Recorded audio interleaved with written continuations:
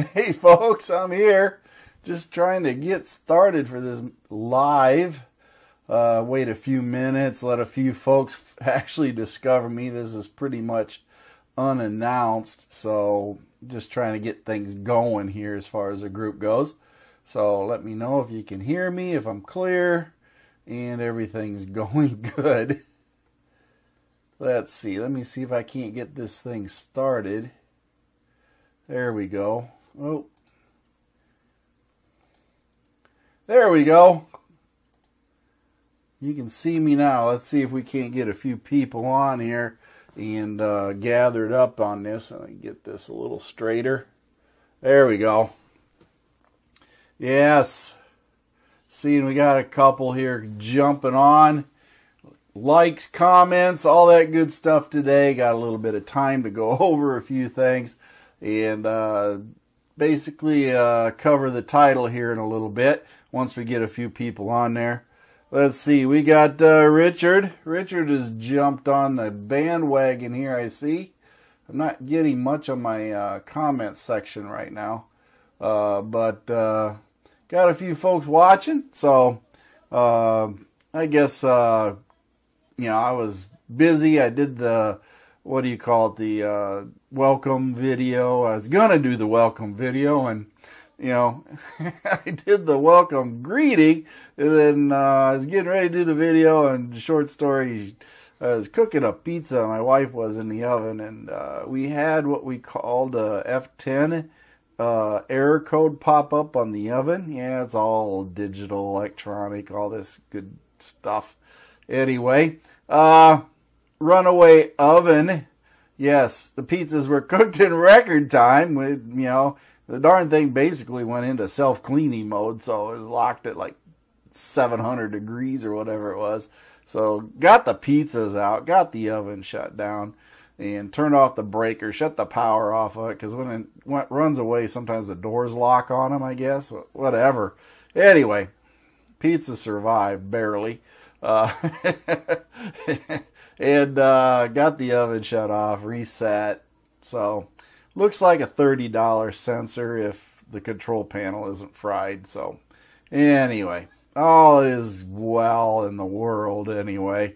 Just oven. I don't even know how old that oven is. Holy cow. I want to say I bought it practically a few years after I was in the house.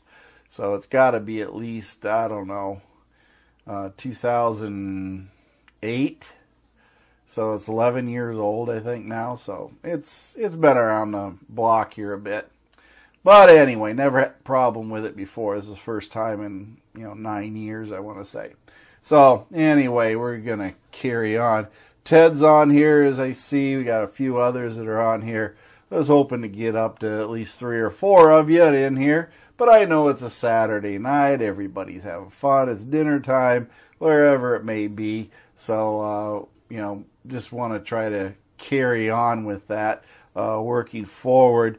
Been working on some more oil videos and stuff. And I'm going to tell you all straight up, I'm trying to move everything over to the garage for oil videos.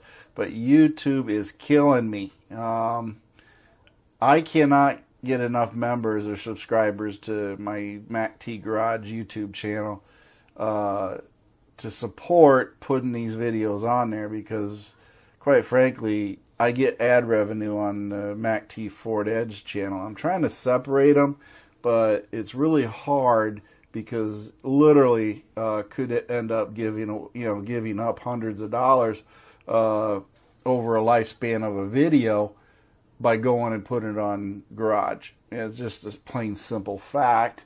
And I'm trying to separate it, but holy cow, I got to get the MacT Garage subscribers up. Only got like 350 subscribers. I need 1,000. I need 240,000 minutes of view time per year. So until I can meet that goal, I'm just gonna end up probably just shoving a video now and then into the Garage until I can build up an audience. And it's not going to be what I'm doing for MacT Ford Edge. That's all there is to it. You know, it just comes down to economics, folks. I can't keep making the videos and not get paid for them, because the money I make goes back into making the videos. It's one of those things. And if I keep doing the garage, then I don't have the money for it. Then it makes it harder to buy the oil test kits and everything else, because now we're taking it out of the pocket, and then Mom OSHA says, "Where's the money going?" So, you know, that's where we're at.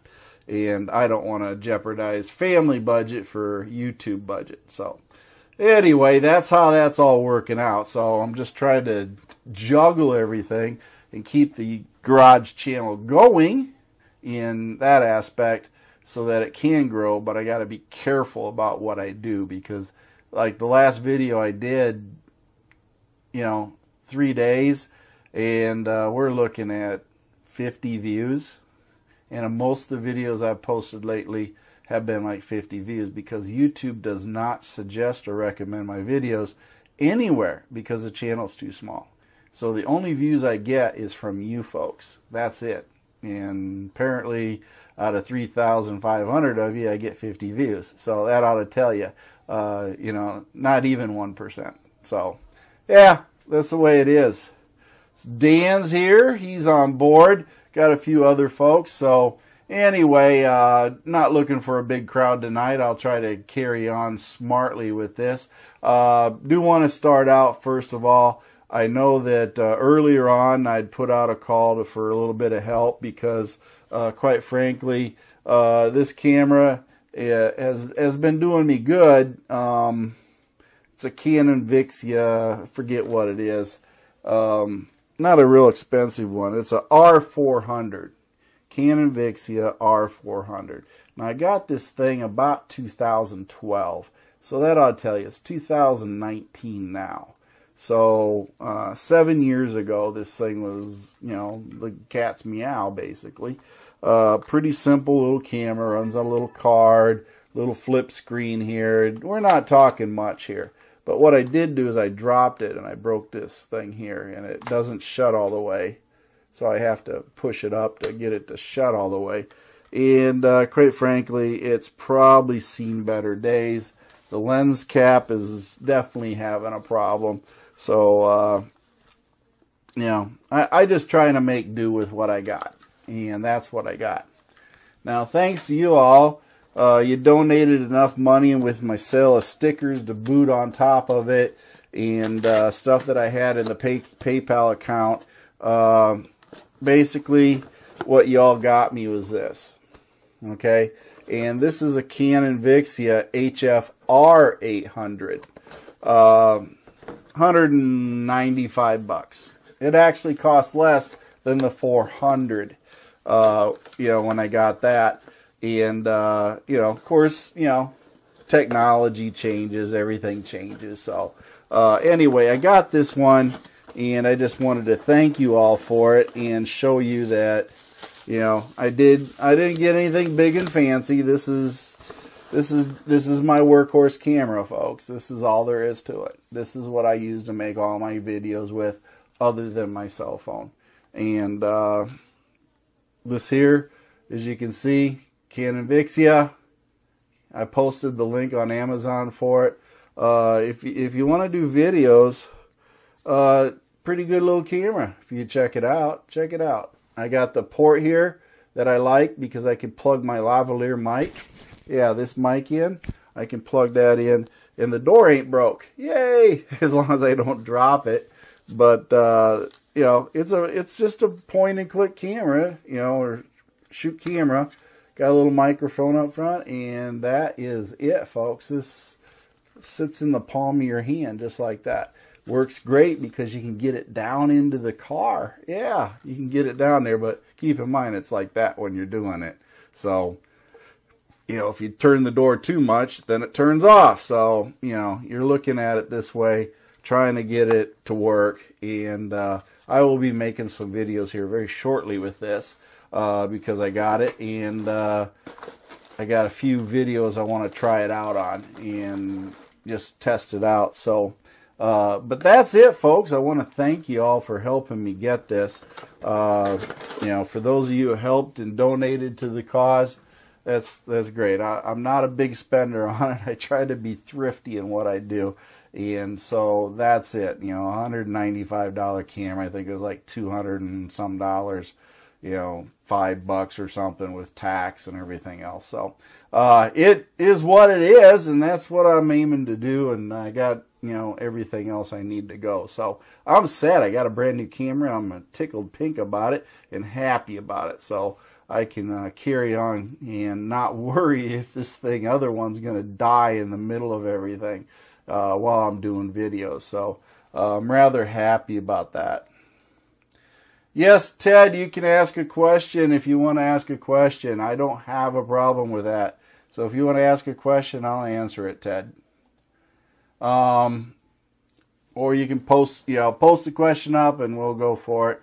I will eventually here jump into what my main topic is, but I just wanted to give everybody a chance to gather up, see if you got questions, and we can try to answer those. Do want to thank again Mano. He's a great admin. You guys need to let him know he's doing a great job, because if there's anybody who's going to answer your question, it'll be him. I tend to be busy making videos, and then I also have a day job, so I try to check in, and usually he beats me to everything, and you know, has the answers so well. You know, behind the scenes, him and I talk a lot, folks. You don't realize it, but him and I are talking a lot. So just by all means, give him a pat on the back, because you know that it's well received. Trust me, it is well received. So other than that, the group's going and growing. March, yes, the middle of March, MACT Ford Edge Facebook group will be celebrating its 3rd anniversary, and I'm hoping you guys can help us celebrate in a big way. By recommending other people to the group to help the group grow and, you know, break, you know, say 4,000 members. We're at like 3,600 or so. Forget what it is. So, you know, I would love to see it at 4,000 members. So if you got other folks, friends, relatives, whatever, by all means do that. Ted, I'm still waiting for your question if you got a question. So go ahead and ask away your questions if you have them. Some other things you can help me with, you know, to help my videos go out. I did have the YouTube channel video that I put out on the Amazon oil when I did the Amazon oil and the testing of it. I tell you what, you know, I don't know if you guys know Scotty Kilmer. Well, he did an Amazon oil video, and he read the label to everybody, and then YouTube linked my video to Scotty Kilmer. Now, this dude gets millions of views, okay? Anyway, they latched onto it, and that video has skyrocketed beyond all reasonable belief that I've ever seen. It has dramatically affected the channel. I ain't going to say it went viral. I mean, I got like 12,000 views or something on it or something. I ain't 12,000 views. I forget what it is. But it was just stupendous as far as the number of views it's had. Maybe you guys could tell me what it's at now. I'm not going to go chase it down. Anyway, Ted's got a question. He says, have I thought about combining MACT Garage with the Edge on Facebook? I'm trying to keep MACT Ford Edge as a separate entity, you know, for the sake of being specific to the Ford Edge. I'm working on creating the garage into an all-vehicle type thing to open it up to more views and more people being involved. That's why I really stress, you know, I know not all Ford Edge owners own just Ford Edges. So if you have other vehicles, there are a lot of knowledgeable people on MACT Garage that are helping, okay, just like this group. And I really encourage all of you to join MACT Garage, because that is for any vehicle. We're not Ford, we're not Chevy, we're not Dodge, we're not Kia, Volkswagen. We are everything. We open it up to all vehicles. I don't allow people to go crazy and say, well, Ford's garbage or Chevy's garbage. We don't do that. What we do is we post what our problem is, and then we all work to fix it. And that includes diesel trucks, military vehicles, your radio flyer wagon, whatever it is. I even do kids videos on my YouTube channel for my daughter putting her toys together. It's a pretty all around everything, you know, guy helping people and helping your kids. You know that's what I do my channel for. So I've thought about it, Ted, and I want to keep it separate. But the garage has a very, very big potential to grow. Just like the MacTGarage.com website does have potential to grow. It does have a chance to change over to even more, and we plan on expanding it more, but right now we're just trying to keep up with the growth just on the Ford Edge. So, and yes, to your second question, Ted, I have a day job that I spend a lot of hours doing. Some of my days are anywhere from 10 to 14 hours. I have to focus on my job. So by expanding it out too much, it creates a lot of extra work for me. And Mano is very much part of my day on everything, and it expands it out to too much for him too. So we keep our focus more laser tight on what we want to work on. And that is really the best thing we can do to serve everybody well, is not to go too big, but to keep more of a focus and more of a concentrated effort. So, you know, I appreciate your enthusiasm to help me grow bigger. We don't have the manpower or hours to do that. This is a free thing, folks. It's on spare time. It's on available time. And, you know, it's not our job. I do not make a living off of this. And, you know, I ain't like some of these YouTubers where they got millions of viewers where they can quit their day job and just concentrate on this. You know, that'd be my dream to be able to do this, but in reality, my reality is I have to go to work. You know, I have a job because I don't have the viewers, the subscribers, or anything like that. So, you know, it is what it is. I do what I can on weekends and holidays, and trust me, they're filled up with everything that I do for YouTube. I wake up doing stuff and I go to bed doing stuff. So some days I take off and don't do anything. You gotta weigh in what you gotta do with your family too.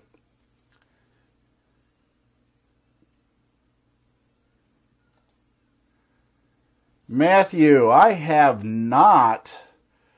I've actually got on Amazon. I got Quaker State saved in future purchases, but I just have so many oils right now.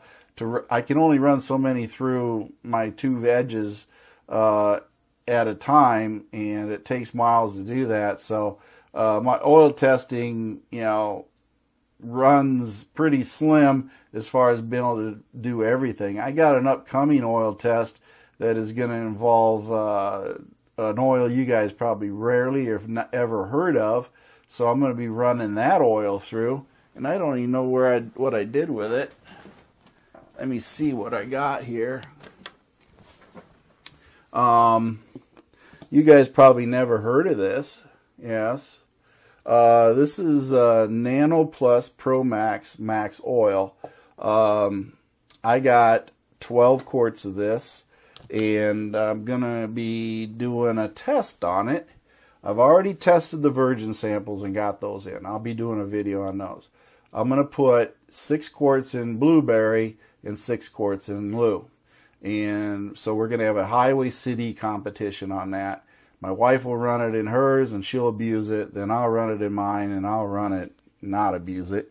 And then I'll put out the tests on that and see how this stuff goes and give my full opinion on it. I've already done testing on the virgin samples of both the brands, so I'll put that out too. So yeah, it's a lot of oil to take in. Let's see. Giovanni, he's still working on his edge. All I can tell you, Giovanni, change the coolant, man. Just dive in. Just head first, right into it. You'll get it done. You know, the hardest part is starting. That truly is it. The hardest part is starting. But, Giovanni, I do promise you, I'm working on a video to show you how to change your coolant. No fuss, hardly any tools, and you don't even need to crawl under the car. Yes, you won't even need to crawl under. Once I show you guys how to do it, you're going to just go, why didn't I try that? And you know, and I'm not the one that's going to do it. You guys know LG Latin Girls, I call her, my sister-in-law. She is going to be the one changing the coolant in my car. And she's going to show you all how to do it. And if a 19-year-old girl with very little experience can do this, I guarantee every one of you can do it. You know, it's fall off a log backwards easy. That's how easy it is. So, anyway. Let's see. Matthew says, full coverage warranty is up in 12,000 kilometers on his edge. And he says, I will something. Getting underneath tomorrow to check for any leaks. Oh, he's going to crawl under his edge and check it for leaks and all this other stuff.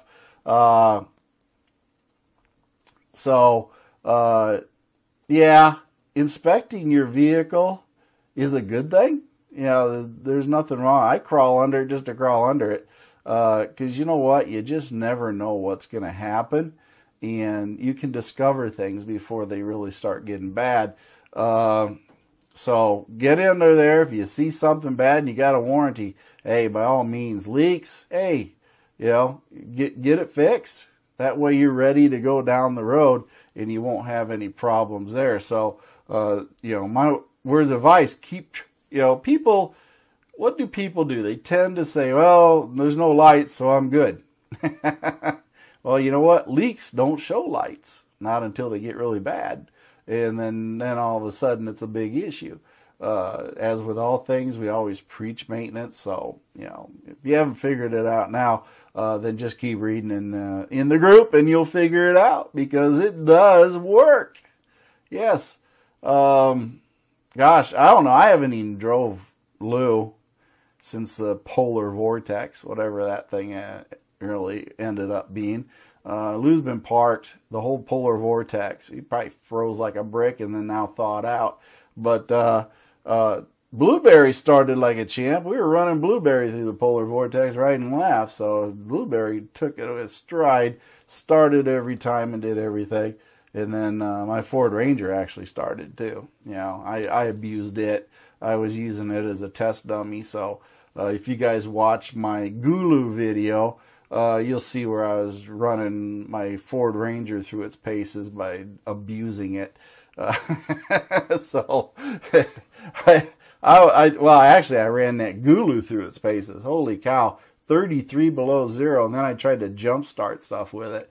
It failed miserably. Yeah, those lithium-ion batteries went, and it was like a Tesla. It just went, it got the power. So, you know, just sucked the juice right out of them. It lost a volt in its power boost. So, yeah, that was a pretty hefty loss of power if you think about it. 1 volt out of, you know, had 16 and a half, and then it dropped down to 15 and a half.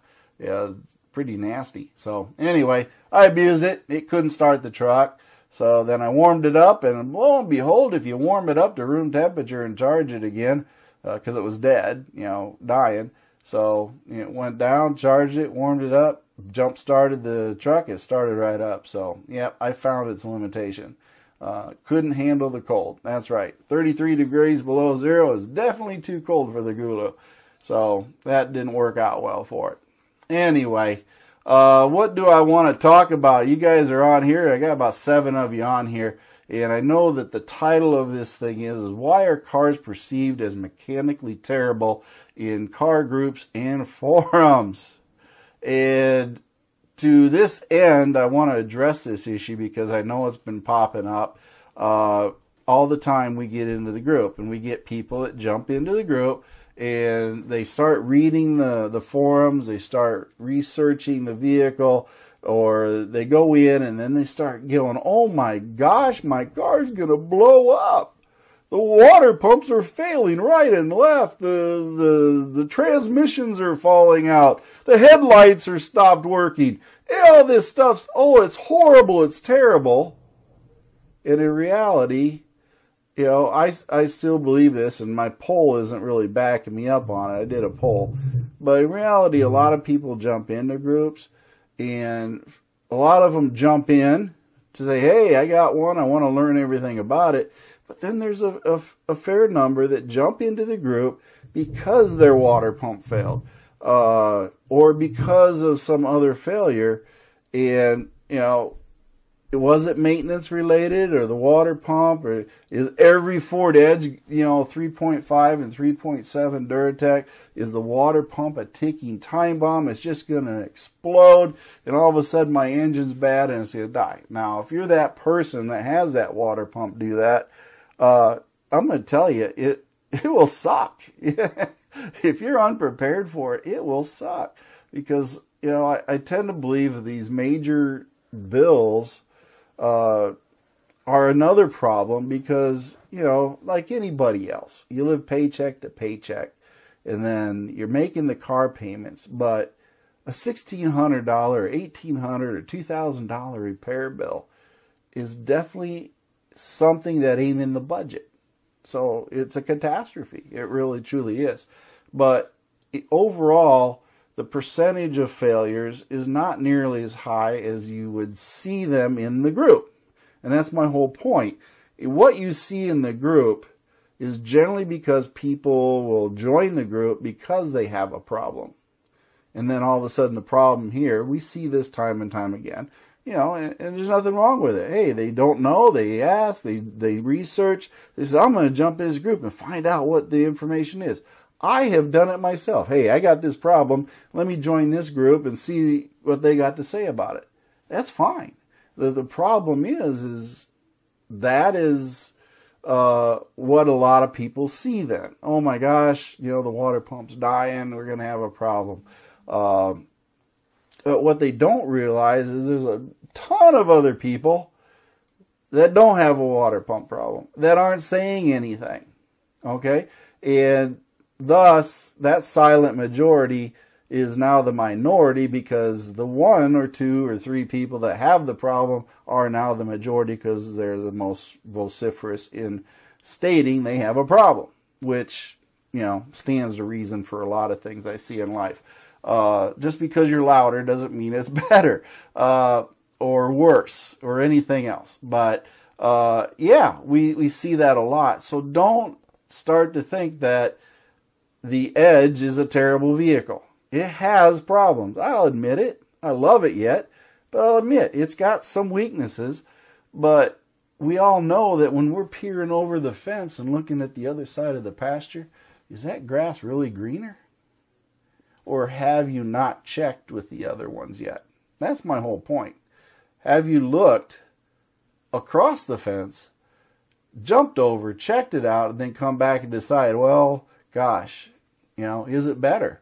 And a lot of people don't. They may jump over to a Dodge, a Chevy, a Volkswagen, whatever it is they jump to, saying the Edge left a bad taste in their mouth. Well, that's their opinion. And I can tell you, having been an owner of Plymouth, Dodge, Chrysler, Suzuki, Chevy, GMC, and many, many others, Hondas, they're all the same, folks. They all break.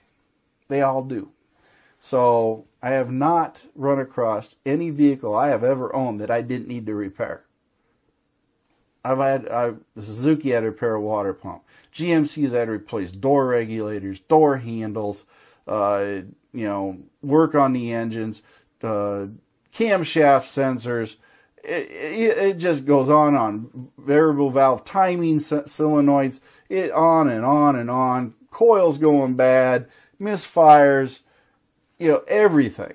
Transmissions not working, rebuilding transmissions. By the way, Chrysler was the most horrible ones I ever had, but I went through 2 transmissions on. I got out of Chrysler. It wasn't worth it. But that was back in the 80s, 70s, yeah. And it wasn't a good day. But either way, got out of it. I don't see him getting any better. But yeah, the thing is, just take it with a grain of salt in a lot of ways, folks. It's just because you see a lot of repairs going on doesn't mean the vehicle's bad. And keep in mind that if you're looking at a 2007, 2008, you're looking at 11 and 12-year-old vehicles right now. Okay? How many 11, 12-year-old vehicles are going to need repairs? And maintenance cycles that go with it. Okay? So, as you go, you're going to find out that, yes, you have to maintain and repair the vehicle. That means you got to put work into it. How you doing, Mike? Okay, that's all I had to really say about all that. Just keep in mind, yeah, you got to watch what you're doing. Take in what the people are saying, but look at the overall picture. Is the vehicle that bad? And this goes for any vehicle, any form, any group that you're going to run across, folks. It just really does. So just keep that in mind. And also remember, subscribe, like MACT Ford Edge, and all that other good stuff that we're doing. Band of One's got some great music, and also my feet hit the floor today, so I'm having a great day. And I want you to have a great day. Mercy Girl's going to have a couple one-liners after this section. I'm not leaving, folks. I'm staying yet. I just had to end that for my segment for my YouTube channel. But I'm staying on. So if you got questions, we can carry on now smartly. I just had to dedicate that to that issue. Matthew, what do you got? What do you think of Ford dropping the 3.5 for the whole new 3.3, and the 3.5 was a great engine, just needed minor adjustments? I'm thinking that essentially all engines are maturing. And when engines mature, eventually their life cycle is gone. You see a lot of car companies going through engines, and Ford has taken and stepped it up to the EcoBoost. And they have literally designed a program to get rid of all naturally aspirated engines, basically. That's what they're doing. With the exception of the Coyote and all this other stuff, you're really looking at a lot of your V6s are being downsized and also boosted. So the 3.5 was a great workhorse. It was originally the Cyclone engine way back, and it started out, I think, as a 3-liter, and then it grew, and then they changed it, they modified it, is single overhead cam. They've done a lot of work on the Cyclone engine, and then they developed it into what they call the Duratec after leaving the Cyclone status, and that's when they came up with the 3.5 and the 3.7, and then they went over from variable valve cam timing to what they call the twin valve, TIVC or TIVCT, twin cam variable valve timing. So they changed it all over. They've essentially exhausted everything they can squeeze out of the 3.5 Duratec and the 3.7, and it was only a matter of time before they went to the lighter weight engine, to the EcoBoost, the 2.0, the 2.3, the 2.7, and now the 3.3 is coming out, and the 3.3 right now is pretty much a high-powered little direct injected, fuel injected type beast that is being used in police interceptor vehicles and everything else, and it is getting a lot of accolades as far as its power and speed for the Ford Explorer. So will the 3.3 make it into, say, the Ford Edge? And will the 2.7 be dropped down to the titanium level? That is my question. I don't know that Ford will ever do that. Just keep in mind that the 2.7 is the 2.7 EcoBoost is a horse that has the reins pulled back on it. Ford has not boosted this thing and done enough with it. And trust me, they could up the ante on that 2.7, but they haven't. Why? Because every year they got to be a little bit better. And why would you put out everything the 2.7's capable of doing if you want to stay with the competition? So the competition comes out 5 more horsepower this year. So Ford says, oh, we'll give it 6 or 7 more. They keep eking it out of it and eventually getting more horsepower out of it when they know they can. Okay? So just keep that in mind. They can up the power. All they do is tune it. That's all they're doing. So we can do that and get more out of it. But the 3.5 is gone. It's toast. 3.7, you won't find any of those in the edges anymore. But one thing is the water pumps are external, but the problem is too is there are also more water pumps. Don't fool yourself. You got rid of one water pump and you exchanged it for 2 or 3. Yeah, that's what you did with the EcoBoost. Because keep in mind they have a water pump running. I think what it was, they have a water pump running the coolant for the turbo. They got a water pump for the engine. I think they even got a water pump for the PTU on some of them, and maybe even a water pump for the just heating the car. There's a lot of separate water pumps going on doing different things. You don't believe me? Look it up. They definitely up the ante for the number of water pumps that are available. Yeah, the 2.3 in the Ford Ranger. I'm thinking that eventually they may toss in a 2.3 in the titanium.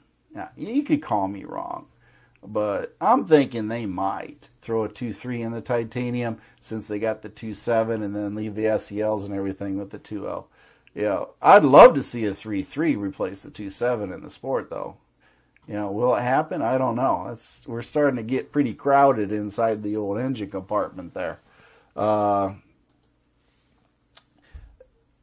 Let's see, Taurus. Yeah, the Taurus is a dead car. If you guys are talking about Tauruses, they're dead. Ford's killed them. They're no longer a viable vehicle. Back in the heyday, you know, Taurus was all the rage. It was a good rental car. Yeah, Tauruses were known as a rental car. And that's the death knell of any vehicle, and it's known as a rental car, you know, for the most part. So once it falls into the fleet use of rental cars, and, you know, all things are bad and happening there. So that's never a good position for any vehicle to be in. It's sort of like having a property that is single family and everybody living in it. Then eventually it starts getting sold, and then it gets sold again, and then somebody moves out, they go bankrupt, it's turned over, and eventually it turns into somebody buys it and turns it into a rental unit, and then it's just downhill from there. Once a house becomes a rental unit, there's no hope. Everything starts going downhill. So never good for a neighborhood in that aspect either. So same thing goes for the cars. Once they hit rental status, probably not going to be good for them. Anyway, let's see. Do you have a 3.3? Let's see. Do they inject the fuel back in the side of the valves to cut down? Mike, I think that is what they did with the 3.3. Is they did change the fuel injection to a point where they're injecting it into the valves to help cut down on the coking of the valves from the direct injection issue. So they devised basically a dual fueling system to run the engine. So yeah, they are doing that. I forget what they call it, but they're backing off the direct injection fully, and they're using fuel to help clean the valves while they're injecting it. Police are using all Taurus interceptors here. Well, the Taurus interceptors will eventually, my police department uses them too, but they are more and more going to the Ford Explorer for their vehicles, and the sedans are going away. That's all there is to it. Once they wear the Taurus out, they'll be replaced with the Ford Explorer and any other vehicle that they happen to do there. The Dodge Charger, seems to be a choice that is also out there. So, you know, Dodge Charger, Dodge's going to keep selling a sedan because it'll be the only one, but you know, that's still a low quantity vehicle when you look at it. The Chargers, they got the names. A lot of people, you know, want to buy them for what they are. But as far as police interceptor vehicles, they may keep selling them. It's up to Fiat Chrysler to decide when they're going to stop making cars. And then they don't really have a viable alternative at this point from Dodge. That's the problem. It's either the Charger or basically nothing at this point. You know, Chevy uses, I think what it is, I don't know. I don't even know what Chevy uses for police interceptors. You guys have to tell me that. I think they use the Suburbans and pickup trucks primarily. You know, not too many cars anymore for that fact. So yeah, our cars are disappearing. It's all trucks. That's where the money is, folks. Really, that's where the money is.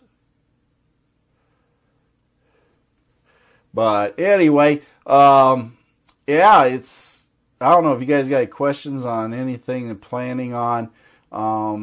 Let's see. I got the tons of videos, and LG Latin Girl's been pestering me something fierce to make a video. So you will see her making videos in the future. So support her in her debut. I'm going to try to make sure she don't, you know, crash and burn. But it's going to be her first one. She wants to try, so they may be in Spanish also, so just keep that in mind. I may do 2 of them, have her do one in Spanish and one in English, so we have a dual thing going on there. Just because that's her native language, so it'll probably be easier for her. But I've done Spanish videos before with my wife. She's done oil changes and stuff in Spanish. So it does work out pretty good in that aspect. But do have a lot of videos that we plan on doing that. It says, when am I going to rebuild my suspension? Well, it's pretty cold right now, and with all the potholes and everything else going on, I'm just going to let this suspension beat itself to death until the Iowa winter is over, and then I figure this spring I will toss in a new suspension on Lou. By that time, Lou will probably be edging up around 280,000 miles. So I'll rebuild the front, then I'll work on rebuilding the back and see where it goes. I also have to do Blueberry's front suspension and rear shocks because it's got 112,000 miles on the original. So, you know, I'm waiting until the bad weather gets over. At least I can start out with something fresh when it's nice out. Let the old stuff get beat to pieces first, and then go there, because the winter roads in Iowa are horrendous, potholes galore and everything else. So if it's gonna fail, it's gonna fail. But right now, I'm not worried about it. You know, it's just too cold. So I'll get to it.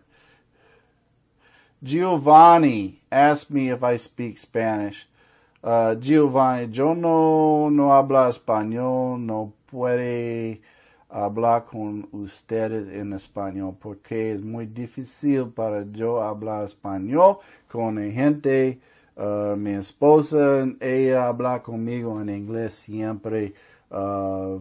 Tengo problema con español, entonces yo no hablo español porque es difícil.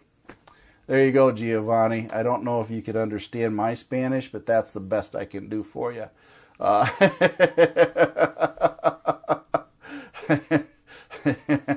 If you guys didn't know I spoke Spanish, then you've been out of the loop. Holy cow. Anyway, now my limited ability is Spanish. I try, folks. But when I have a household of Latinas, you know, Spanish is where it's at. Let's see. The Big Three will get rid of all the cars, he says, in about 5 years. And bring back some of the more popular models, and people will rush out to buy them. Strategic marketing plan. Yeah, what Dennis is saying is they're going to get rid of cars, wait 5 or 6 years, let the market be hungry for cars. Well, the problem with this, Dennis, is that the foreign car manufacturers, VW, BMW, Mercedes, Toyota, Honda, they're all going to keep making cars. So there would have to be a very strong hunger for domestic cars. And I think what's going to happen is they're going to fill the niche of the small cars, and then Ford's just say, we just ain't going to retool for that. They're just not going to do it. Because why? Because here's the deal, Dennis. What's going to happen is Ford is not going to go with cars. Ford is going to go EV. That's right. They're going to go hybrid electric or full electric. Ford does have a plan for a full-blown electric Ford F-150 in the future. And there's a hybrid that is going to be very near in the future. So don't be surprised if you see a F-150 with a hybrid gasoline generator electric-powered F-150 coming down the road. And that thing will have astronomical tow ratings too. So be ready for that. Yeah, you're going to see tow ratings you've never seen on a truck before. And when they go full electric, you're going to see tow ratings you've never dreamed of. So be ready for that. That's what's coming. And I guarantee that it's going to come because Volkswagen just jumped on board with Ford. And Ford is going to start making Volkswagen trucks. And Volkswagen and Ford are also going to combine their efforts to create electric vehicles. So and hybrid vehicles. So just be ready for it. It's going to happen. It's only a matter of years, literally, when this starts taking place. Thanks, Giovanni. I try. Try to speak Spanish anyway. Better deal, 2007 MKX all-wheel drive, 22,000 miles, 10,000, or a 213 Edge, front-wheel drive with 51K, minor accident, 12,900. Depending on the accident, I would go with the Ford Edge in this case. Why? Because you avoid a lot of the issues that the MKX could have, like PCM failure, coil failure, to name a few. And two, the all-wheel drive system on it is old, 12 years old. No telling where it's at. But even at that, a 2000 MKX with 22,000 miles on it, 10,000 miles, that's overpriced, folks. I wouldn't do it.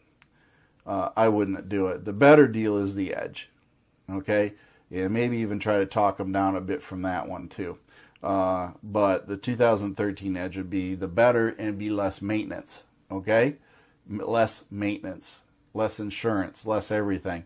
So if I had to shoot for it, I'd avoid the 2007 MKX. Probably got that 3.5 in it, and with all-wheel drive, no, I wouldn't shoot for it. I wouldn't do it unless you could get it for about $3,000 or $4,000. I wouldn't shoot for it at all. It's a classic, 2007. Classic. My truck's almost a 2000. My 1997 Ranger is almost a classic. If you really want to think about it, yeah. I think it's 25 years or something like that.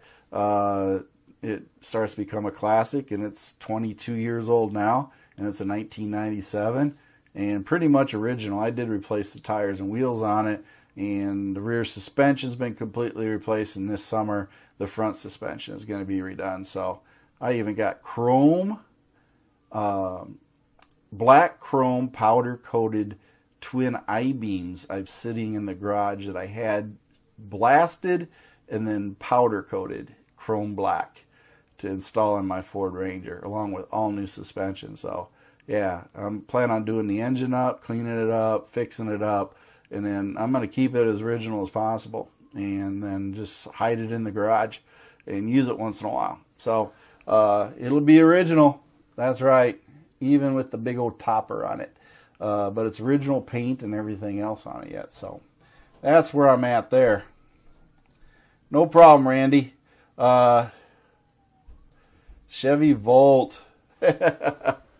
Chevy Volt, you know, this hybrid thing, all they're doing is stealing railroad technology. Guess what? Diesel engines on trains, they don't power the train, they power the electric motors. All the diesel engine is a big generator, because those diesel electric motors take a ton of power, so those diesels are used to generate the electricity to drive those electric motors for that train to get moving. And that's all they did. They took old technology, put it in a car, and said, look at me, we did something new. In reality, it's been around for a long time. So that's all it is. Just take your engine out, put electric motors on your wheels, and throw a Briggs & Stratton generator in the front hood and call it a day. You know, that's essentially what they did. Richard, I bought all three of my Edges used. I bought my 2008 Orange Crush SE model Edge, my very first one, at 69,000 miles. It was a used car, rental car from Texas, and it was sold up in Iowa, and I bought it, and I drove it to 285,000 miles and traded it in, which I'm completely sorry that I ever did. My 2011 Ford Edge is it was bought also in Iowa from the same dealer that I bought the Orange Crush from, and I bought it. I think it had I wanted to say 79, 80,000 miles, 90,000 miles on it or something like that. Yeah, it was like 90-some thousand miles I think it had on it. Not quite sure, but it was around there. I bought it used. It was a rental vehicle in the Quad Cities where I live. Then it was sold and moved up to Minnesota. Then it was sold back to Iowa, where I bought it and brought it back to the Quad Cities where it started out its life. So it was a rental car in my area. So it was a rental car, and it now has, what is it? That's one I call Lou. And it has 266,000 plus miles on it right now. And then my wife's Blueberry was a local owner, one owner, traded in across the street from me, and we bought it with 76,000 miles on it, and it currently has 112,000 miles on it. So yeah, all of mine are used. I never bought any one. And I think the most I paid for any one of them was $21,000. So they're all used. They're all multiple owners or single owners, and two of them were rental cars. So that's the history of them, and they've served me well.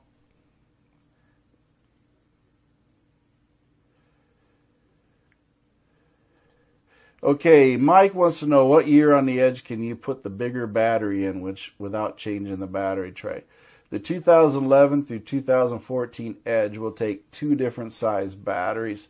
I believe one's like a 58, 59 series, and then the 65 series. Now here's what they did. If you didn't have remote start in your 2011 through 2014, they put the smaller battery in it. If you had a remote start, they put the 65 series in it. So you could take the smaller battery out. You don't have to do any adjustments, nothing. Take the old small battery out, put the 65 in it, and bolt it down. It fits perfectly. The battery tray is made for either size. It's probably one of the easier batteries to replace compared to all the other Edges. So, just have at it. I got that 65 series in mine, and I got the other 65, and they're both AGM batteries. I tell you, I'm having good luck with AGMs, better luck than I've ever had with any other battery. So my recommendation is buy an absorbed glass mat battery, and then you'll be fine. Those are perfect batteries to have in your vehicle. They deliver you rock solid power. And my Odyssey battery may have cost me over $300, but this month it's 3 years old, and it doesn't show any sign of slowing down. I'll do a voltage test on it here in the near future to show you where it's at. It might degrade a little bit. I don't expect it to be like new, but I'm pretty sure it's holding its own. So we're going to keep going with that because I've never had a lick of problems with it. I just want to say thank you. Let's see, Lisa, for info you give concerning jerking in my 2008 Edge Limited it would jerk between 40-50 mile an hour. Mechanic found 3 burned coils, changed all my spark plugs and oil change, paid $800 for it all, and now it drives great again. And I'm glad to hear you got your Edge running, Lisa. Generally, a lot of people think transmission, and it ends up being the engine because the spark plugs need to be changed. I went 150,000 miles on the Orange Crush with spark plugs, and I did not do it because I wanted to do it. I did it because I didn't have a job, and I was just starting out in a new job, and I didn't have the money to do the maintenance, and I wasn't doing maintenance myself too much at that time, and I just didn't have the money to do it. So I kept pushing it and kept pushing it and kept pushing it. And then one day it just said, at 150,000 miles on the plugs, it just said, check engine light. And I ended up having to change an oxygen sensor at the same time. And the plugs. And the plugs were burned to the point that there was no wire. They were domed. I had completely burned the plugs completely out. And, so that's why I preach maintenance on them, folks. And it ran better afterwards. And I got lucky. I did not destroy the PCM. Talk about luck. So, yeah, I pushed it to the edge. But I don't recommend you do it. But like I said, we're all in a situation once in a while. And back in 2012, I was unemployed. Didn't have any choice. So I can understand where you come from and what you do. But I do tout, save money aside a little bit of time if you can. Let's see. Matthew says the harder they're broken in, the longer they last. The reason I asked because I bought a 2000 with 86,000. I would change the plugs, Richard. Yeah, change those plugs. Let's see. 81,000 miles again. Then Giovanni's talking about his battery too. So, yeah, Giovanni, you got to make sure you keep the right battery in there. Technology is awesome, says Andrew. Miss the days of being able to actually crawl into the engine compartment. Yeah, there's not much room in there anymore. They got to plug everything in. I think most of it's the emissions and all this other stuff. Plus, they're making the cars smaller, and they're trying to make the vehicle literally fit around the engine. That's half the problem there, too. Let's see. Lisa, with all that recently got done, would you still recommend a PTU fluid change when I do a trans flush in the next service? Lisa, I recommend a PTU fluid change every 10 to 20,000 miles. And if it's your first one, you may want to do one after 1,000 miles and keep doing it until you get good, clean fluid back out. So don't think just because you do one, you're done. If that stuff keeps getting drained back out and you keep sucking it back out, it's pitch black, you're going to have to keep doing it until you get it flushed, essentially, by changing the fluid. Because what you're doing is you're getting rid of all that garbage in your PTU, that sludge that's hanging on to the inside of the casing. You're washing that out little by little, and you got to get it out, okay? And then you'll have a nice, because that stuff acts like an insulator, so what happens is that sludge builds up around and it makes less space, so you get less fluid in it. You get enough sludge build up around it, it just has less fluid you can put in.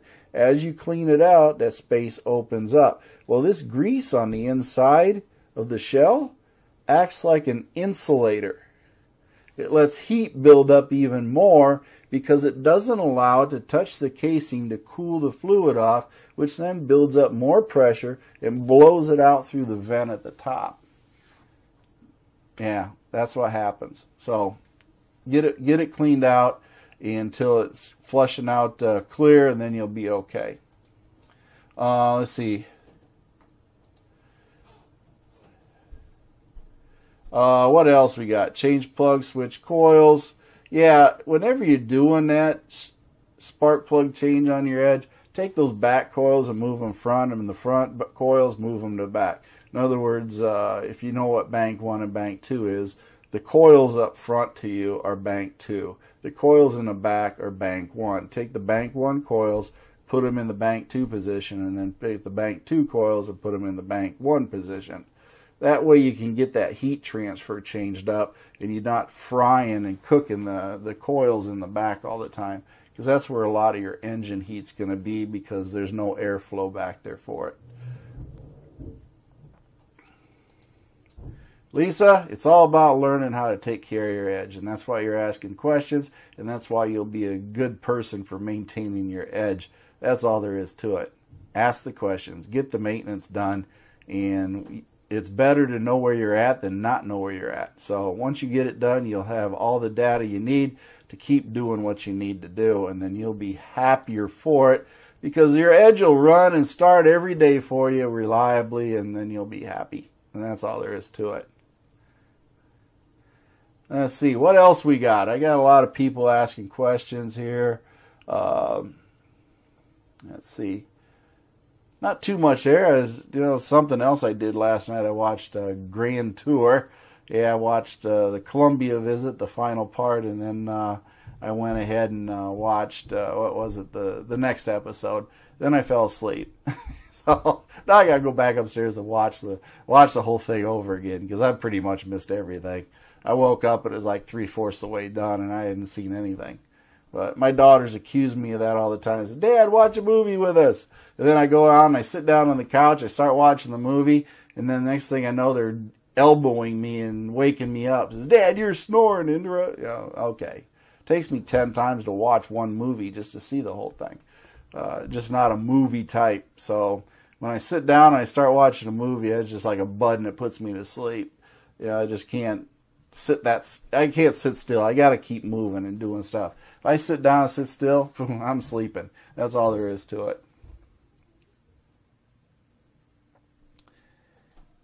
Yeah, Matthew, I took my cover off of my engine too, for the most part, because, like you said, engine heat. I didn't want to have the engine heat. The cover does nothing other than cover it up and keep it too hot. So, I don't have problems with mine running without the cover for thousands and thousands and thousands of miles. Tens of thousands, hundreds of thousands.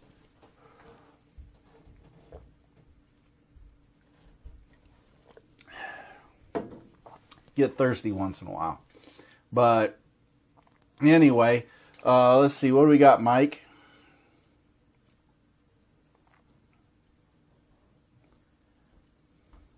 Mike, as far as your water pump, keep the coolant. I'd change the coolant if you haven't changed the coolant.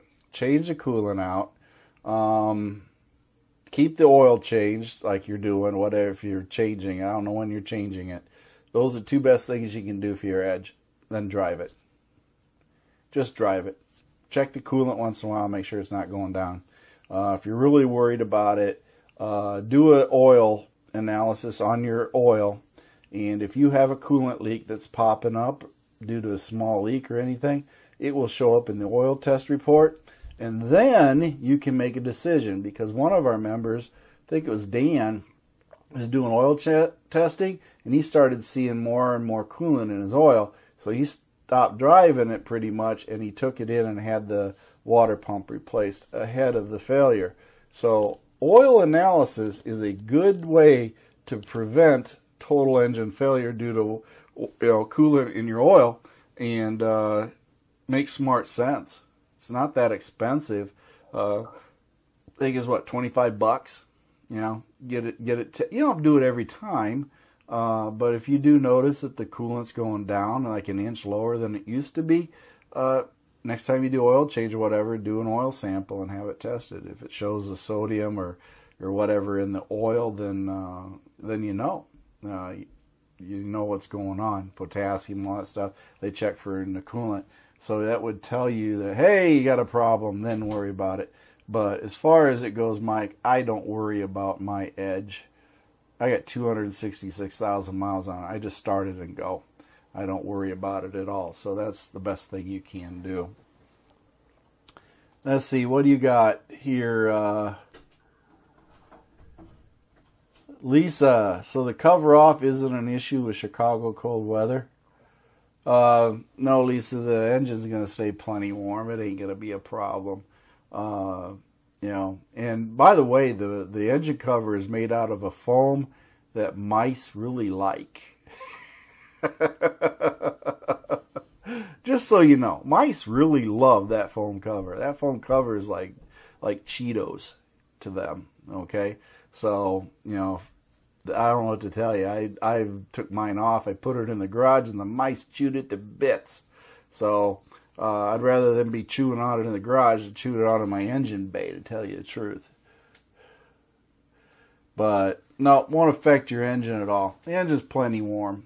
Both of my Duratex and mine don't have the covers on, and they warm up plenty. So it's not a problem. You'll never run across that. Besides that, the hood's down, and you're going to have plenty of heat. So you got a lot of ways to keep it warm. Now, what else we got here? Who else is here? Any more questions you guys got? Working on some other things that I've been doing. Oh gosh, what was it? Tons of oil testing that I got to work on too. So you know, I got a lot of things I got to work on. It never ends. There's plenty to go around as far as doing things. You know, my lovely bride just stuck her head in wondering what I was doing. So I think that's a signal. I'm not sure what it meant. It might be, a wise man would probably want to say, well, I better check that out. But she knows what I'm doing. So anyway, let's see. What lab to send out the sample to? Richard, go into mactgarage.com, my website, and right there you'll see Blackstone Lab link. Just click on Blackstone Labs, and then you'll be able to order up a free test kit. They'll mail it to you, and then you can send it back in and pay them to do the testing. I think it's $28. A lot of folks do it, but mactgarage.com. That's what you want to go to. It's also linked in the Facebook group and everything. You click on that and just go to the oil analysis or any other place in it. You'll see the Blackstone Lab tag or tab, and you'll be able to just click on that link and order the kit. They got them free kits in there, so just navigate it that way. Pretty simple.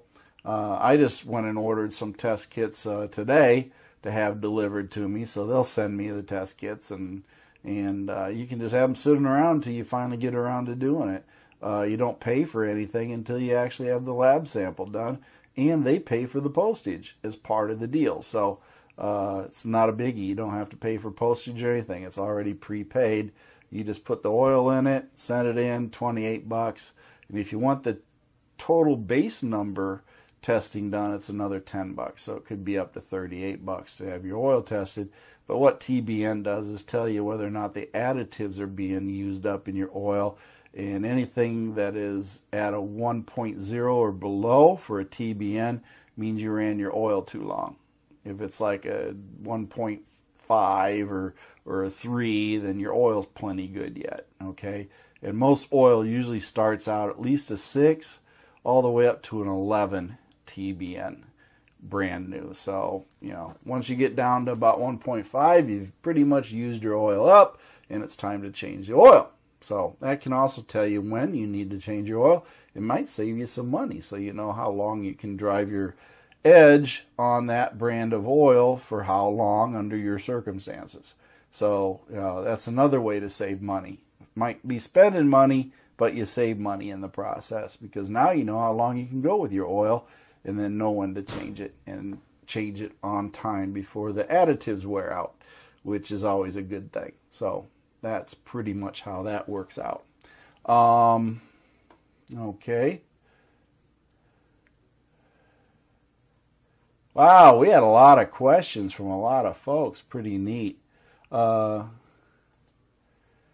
to make a donation to me, go to www.mactgarage.com, click on the social media tab. In the social media tab, you'll look down and you'll see buy stickers here, and it'll say donate. Well, you can donate with that button and just donate money to me to help the group and what I do, or you can also buy stickers by hitting the donate tab and then telling me what kind of stickers you want. I only got like 3 certain colors that are $5. The black ones are $7.50. Band of one, I got limited numbers and colors of those.